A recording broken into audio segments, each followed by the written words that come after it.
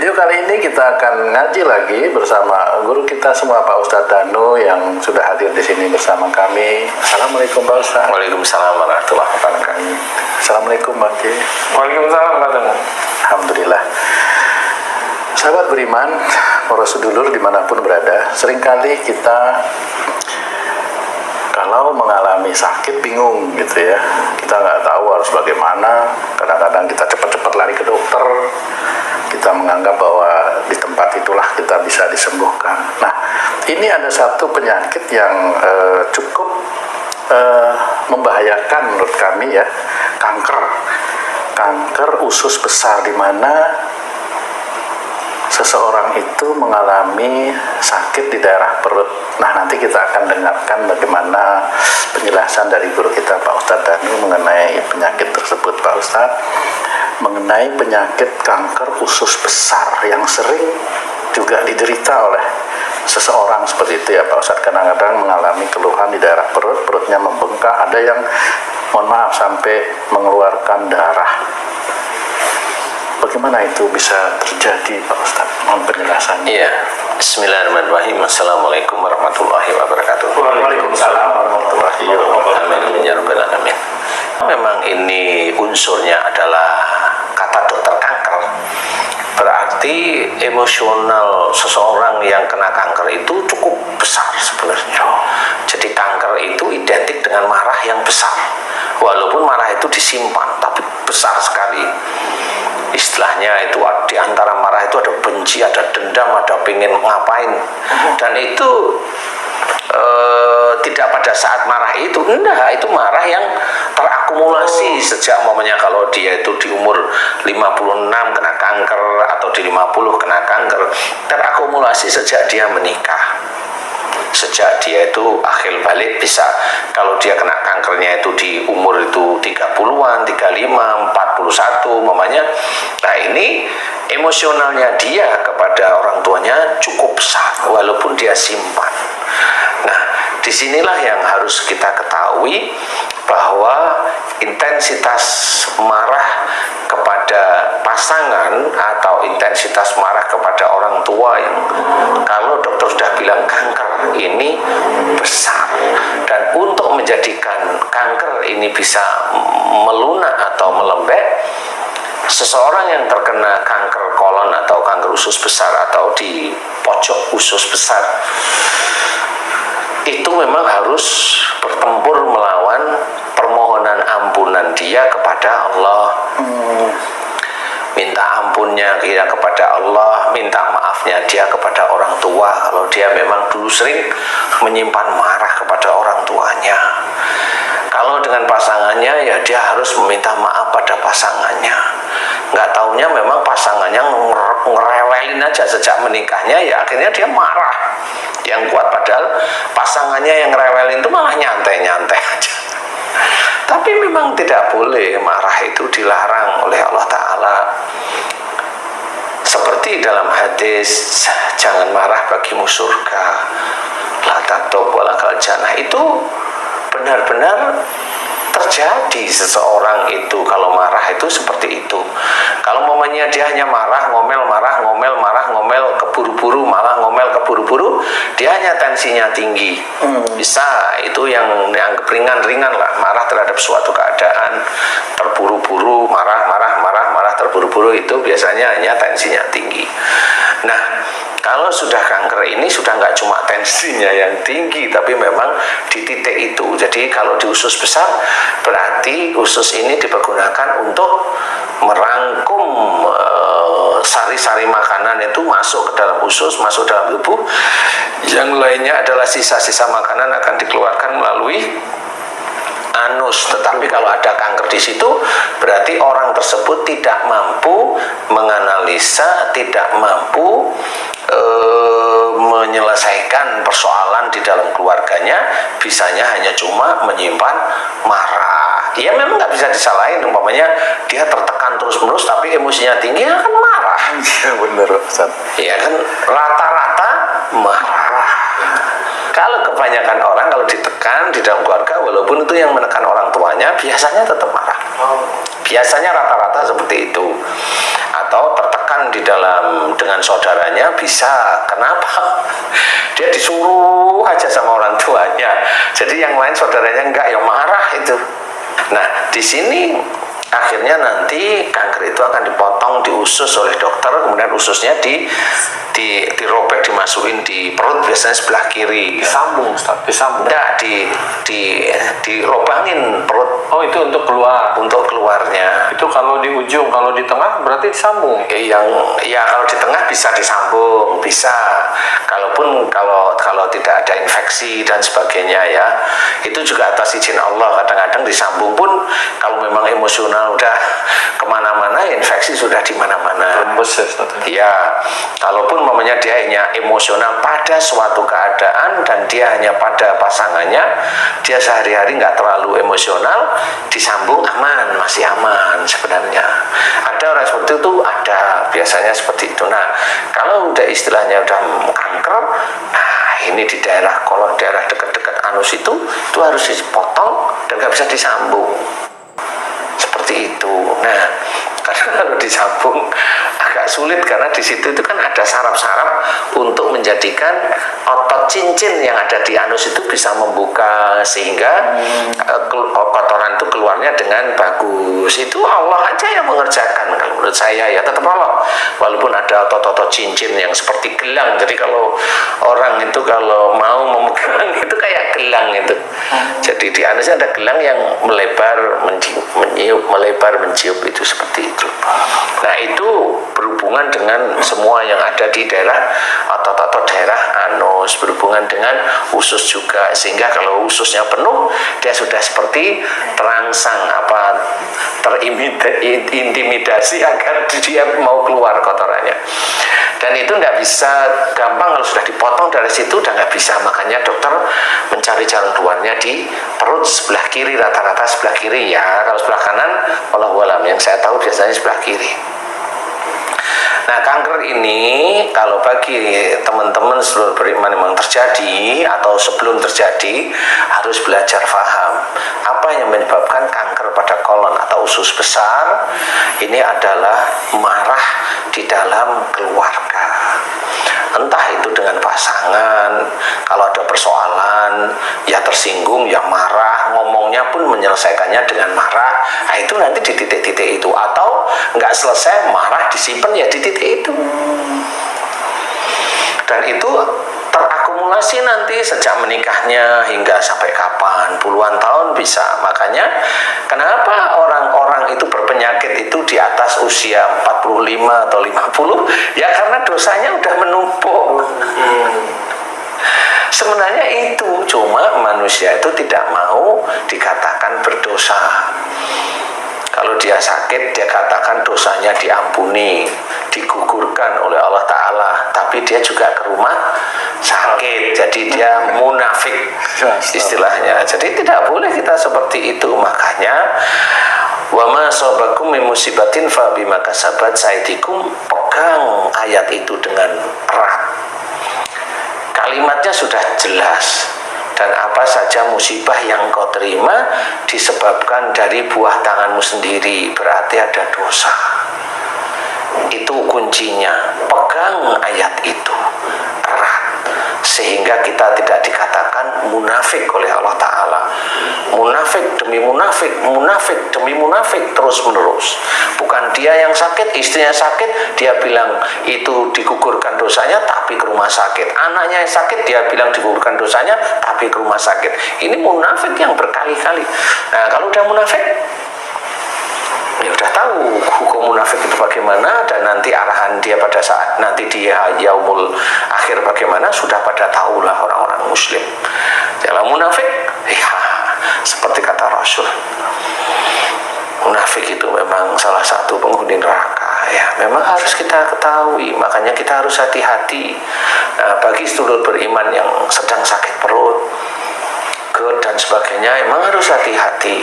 Kalau memang tidak sembuh, cari yang memang betul-betul seseorang yang diizinkan oleh Allah Ta'ala, atas izin Allah itu bisa menyelesaikan. Ya, sehingga umpamanya dikasih tahu, kamu sering begini dengan pasanganmu, Pak, Bu, insya Allah betul, mulai hari ini jangan lakukan. Nah, itulah yang penyembuhan secara Islami. Bagaimana bahwa dikatakan dalam Quran bahwa Quran itu adalah penyembuh dari penyakit-penyakit hati, itu ya yang begitu. Jangan lakukan marah lagi, saling meminta maaf, kalau salah meminta maaf, saling memaafkan. Inilah cara-cara Islami yang diatur oleh Allah Ta'ala dalam Quran dan dikerjakan oleh Rasulullah Muhammad SAW. Inilah yang Islami, inilah yang syar'i, insya Allah. Karena banyak orang tidak paham yang bagaimana yang Islam itu nggak ngerti, taunya bacain ayat itu Islami. Lah kan harusnya ada doa yang sama dengan masalahnya. Itu yang dalam hadis Bukhari Muslim itu kalau mau yang namanya meruqyah itu ya membacakan doa yang ada di dalam doa yang ada dalam Al-Quran. Jadi doa seperti itu. Nah itu boleh kalau memang ada seorang kanker di dalam Quran itu membahas tentang kanker, ya boleh doanya itu dipakai untuk ngobatin kankernya seperti itu. Ya, memang seperti itu dalam hadis Bukhari Muslim itu harus difahami benar. Jadi tidak hanya sekedar membacain, yang dibacain dengan masalah penyakit nggak nyambung, lah kan nggak ketemu sekarang. Sama seperti ada persoalan biologis atau kesehatan disuruh menyelesaikan ahli ekonomi, ya kan nggak ketemu itu jadinya. Walaupun sama-sama ahli, nah namanya kan ahli, tapi yang satu ahli ekonomi suruh nyelesain COVID, ya nggak bisa. Ya bisanya itu ahli ekonomi nyelesain COVID kalau ada obat-obatan COVID, nah itu diahlikan nanti. Yang satu ahli nyari uang, yang satu ahli ngeluarin uang. Ahli ekonomi akhirnya yaitu tadi diirit-irit. Setelah mendengarkan ini mungkin ada semacam niat ataupun berjanji pada dirinya sendiri untuk tidak marah-marah. Iya, insya Allah seperti itu. Namun setelah berinteraksi dengan istri, anak, terprovokasi Ustaz. Sehingga marahnya timbul lagi. Nah, apa yang harus dia lakukan Ustaz untuk membentengi dari provokator-provokator itu Ustaz? Dan seharusnya pasangannya itu bagaimana supaya misalnya si suami ini tidak marah, tidak kumat lagi penyakitnya. Tentunya kan anak dan istri ingin suaminya ini sehat gitu. Nah, cara membentenginya gimana nih Ustaz? Yang sakit ini yang suaminya. Misalnya si suaminya. Jadi gini Ci, niat untuk berbuat baik itu boleh. Semua akan berniat kan gitu. Niat untuk menjadi orang muslim boleh, tapi dengan pertama adalah dengan mengucap syahadat. Kan itu ya harus mengucap, jadi harus ada yang dikerjakan. Banyak sekali cerita bahwa hidup ini adalah ujian. Jadi harus dimengerti memang betul hidup di dunia ini memang ujian untuk menuju akhirat. Itu yang harus dipahami. Itu harus dipahami dulu, Ji. Ya. Setelah dipahami hidup ini ujian, berarti si suami ujiannya istri, si istri ujiannya suami, suami istri ujiannya anak, anak-anaknya ujiannya si orang tuanya. Ini harus difahami. Makanya salah satu jalan keluarnya, patokannya adalah ku anfusakum wa alikum naro, jaga dirimu dan keluargamu dari api neraka. Jadi sebelum kita itu menganjurkan istri, anak-anak kita itu belajar agama Islam, kita itu harus belajar dulu dengan baik, dengan benar, dengan guru-guru yang baik, dari nurani dan akal sehat yang baik, dengan doa-doa yang baik, kerjakan ibadah lillahi ta'ala. Insya Allah orang-orang yang baik itu akan ditemukan oleh Allah Ta'ala, guru-guru yang baik sebenarnya. Kalau dia ketemu guru yang jahat ya ada, dia ketemu guru yang kasar ya ada, dia ketemu guru yang pintar ya ada. Di situ aja lingkungannya. Kalau dia ketemu sama guru yang baik, insya Allah ada. Baik dalam menjalankan syariat sehari-hari, baik di dalam menjalankan akhlak Rasulullah Muhammad SAW sehari-hari, baik dalam berinteraksi kepada orang lain, baik semuanya dikerjakan, ya ada. Nah, baik yang mana yang nanti akan menjadikan di akhirat itu akan dinilai itu adalah amal soleh, ya baik ketemu dengan orang-orang yang baik. Orang-orang yang baik inilah yang nanti akan menyertai. Nah, tahu nggak suami, istri, anak-anaknya itu tentang menjaga. Sama si suami mau marah dengan istrinya, dia harus jaga tidak marah. Sama si istri tidak marah dengan suami, dia menjaga agar suaminya tidak marah dan dia juga tidak marah. Si anak tahu orang tuanya itu menjadi ujian bagi dirinya, ya anak itu juga harus tidak marah kalau orang tuanya nyebelin. Semuanya harus tahu ini ujian. Jadi bukan berarti orang tua itu harus memaksakan anaknya nurut kepada orang tua. Ya nggak bisa. Haji umpamanya, ya Haji punya istri, ini hanya umpama nih Ji. Istrinya Haji ini selalu maksa anaknya nurut sama orang tua, sama istrinya nih. Umpama, kira-kira mau nggak anaknya? Nggak mau. Nah, di sini harus tahu bahwa orang tua ujian dari anak. Suami ini punya ujiannya istri, anak, dan harta. Dan semua ini ujian semuanya. Makanya kalau punya harta banyak ya jangan sombong, jangan ujub, jangan riak. Karena itu diuji oleh Allah Ta'ala. Nah, ujian inilah yang harus kita ketahui bahwa anak, istri, harta itu ujian. Suami ujian bagi istri, suami ujian bagi orang tua, semuanya ini menguji harta, menguji kita. Jadi kita mau ujub, mau riak, mau sombong, itu akan dinilai oleh Allah Ta'ala. Jadi jangan merasa punya harta itu bangga, nggak perlu, biasa saja. Banyak-banyaklah harta itu digunakan untuk menolong saudaranya yang lain. Seorang atau saudara kita yang saat ini lagi terkena sakit kanker kolon, coba koreksi.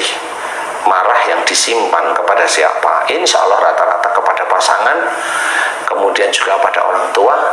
Kalau pada saudara ada, tapi persentasenya kecil. Kepada anak kecil, sangat kecil lagi daripada saudara. Nah, kalau sudah ketemu, minta maaflah kepada pasangan setiap saatnya. Kemudian minta maaf kepada orang tua kalau memang ada dosa kepada orang tua. Minta maaf kepada orang tua setiap hari. Kemudian mohon ampun kepada Allah Ta'ala karena itu dosa yang kita bawa sejak dulu. Mohon ampun kepada Allah Ta'ala. Mohon ampunnya jelas, ya Allah, jika kanker kolon, kanker usus besarku ini disebabkan karena kemarahan saya yang saya simpan kepada suamiku, kepada istriku, atau kepada orang tuaku, atau kepada mertuaku. Jika itu dosa besar di hadapanmu, ampuni dosa-dosa besarku. Itu kan jelas. Astagfirullahaladzim. Jadi istighfarnya itu di titik itu. Astagfirullahaladzim. Terus kalau memang ingin sembuh, ya itu terus doa itu dilakukan. Jangan doa itu sedikit, doa minta kayanya banyak. Lah kan lucu jadinya, ya janganlah. Ya, doa mohon ampun itu sebenarnya sudah sejak dulu. Ud'uni astajib lakum itu bisa aja yang Allah mengabulkan doa itu orang yang mohon ampun sama bersyukur itu yang dikabulkan. Bukan minta apa-apa dikabulkan. Wah, itu kan nyuruh Allah aja jadinya. Enggak. Allah itu tetap akan memperhitungkan di akhiratnya. Tahu kalau istilahnya itu hamba-hambanya itu senengannya murka, kalau dikasih uang ya nggak kasih sama Allah Ta'ala, atau dikasih menjadi masalah bagi teman-temannya yang lain karena dia ada ujub, ada ria, ada sombong dan sebagainya, bisa aja. Itu cara-cara Allah yang bagi kita jangan lakukan. Kalau saya jangan lakukan, tidak enak sebenarnya, tidak enak menjadi orang yang ujub, ria, itu tidak enak. Sombong apalagi udah nggak enak. Dan mending jadi orang yang biasa-biasa aja, tapi rezeki dimudahkan oleh Allah Ta'ala, kan gitu ya. Insya Allah seperti itu. Nah, tinggal nanti saudara-saudara kita mohon ampun terus berkali-kali, nggak usah ngitung, pokoknya berkali-kali sampai capek, kemudian mohon diberi kesembuhan sekali aja. Kemudian nanti habis sholat begitu lagi, boleh mohon ampun sama. Habis tahajud boleh mohon ampun di titik itu, boleh, karena di sholat sunnah tahajud itu juga dianjurkan oleh Allah Ta'ala, wabil asharihum yastaghfirun, dan di penghujung malam mereka selalu memohon ampun. Makanya mohon ampun lah, nggak apa-apa, nggak ada masalah, walaupun untuk dunia.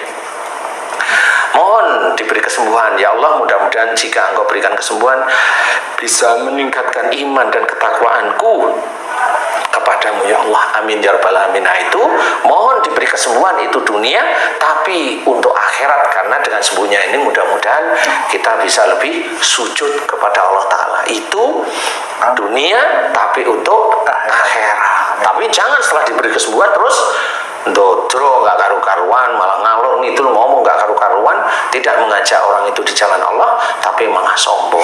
Nggak boleh ya. Kesembuhan itu milik Allah, bukan milik kita. Kesembuhan itu milik Allah bukan karena ibadah kita, bukan, tapi tetap aja kerjakan lillahi ta'ala. Insya Allah mudah-mudahan manfaat. Wallahu a'lam. Alhamdulillah. Terima kasih banyak Pak Ustadz penjelasannya, Masya Allah. Para pemirsa dan sahabat beriman dimanapun berada, demikian tadi analisa dan solusi yang telah diberikan oleh guru kita Pak Ustadz Danu mengenai satu penyakit kanker usus besar. Semoga Allah memberikan kemudahan kepada kita semua, khususnya kami, agar bisa memahami dan mengaplikasikan apa-apa yang telah disampaikan oleh beliau, guru kita semua Pak Ustadz Danu. Saya tuh undur diri, apabila ada perkataan kami yang salah dan kurang berkenan kami mohon maaf. Wassalamualaikum warahmatullahi wabarakatuh. Waalaikumsalam warahmatullahi wabarakatuh.